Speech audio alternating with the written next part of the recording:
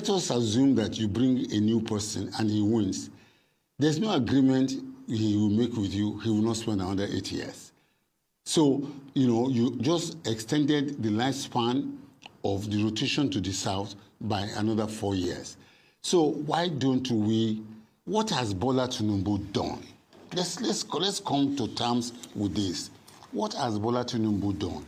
Bola Tinubu has come with very serious reforms, that will take the country away from, the situation in which it had been undergoing for the past 8 to 10 years.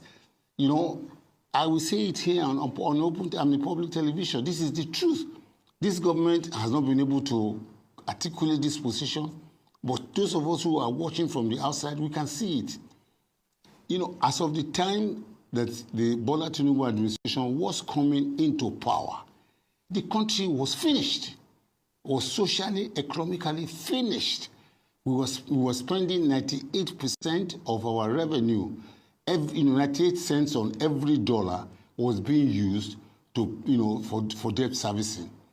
We were subsidizing fuel, we were subsidizing power, we were subsidizing virtually everything. There was there was very severe and serious arbitrage in the foreign exchange market. Now, so what did the Buhari administration do? They just went ahead and printed and continued to print money, until they printed up to 30 trillion. So Nigerians did not feel it because it was, the money was still being available, although it was not backed by anything. There are a few countries that have done this in the past. So it's not a matter of Nigeria is rich. Venezuela is extremely, one of the largest reservoirs of crude oil in the world. The poverty in Venezuela is worse than here. And I will show you something. This is Zimbabwe. This is Zimbabwe dollar. On this paper, or on this currency, is $100 trillion. Zimbabwe dollar, 100 trillion. It is probably worth about $15, $16, or $17. It will not buy in Zimbabwe 2 live fowls. Now, this is what Bola Tinubu has saved Nigeria from.